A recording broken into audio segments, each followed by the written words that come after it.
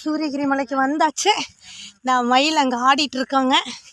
இப்போதான் நான் போகிறேன். அங்கே டான்ஸ் ஆடிட்டு இருக்காங்க. கீழே தான் ஆடுவாங்க போல இருக்கு, மேலே காணுமே. மயில் வாகனனே, இதோ வருகிறேன் சுவாமி, வருகிறேன் வருகிறேன்.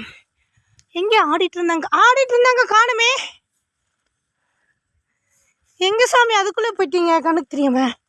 நான் இப்போ தான் சாமி வரேன்.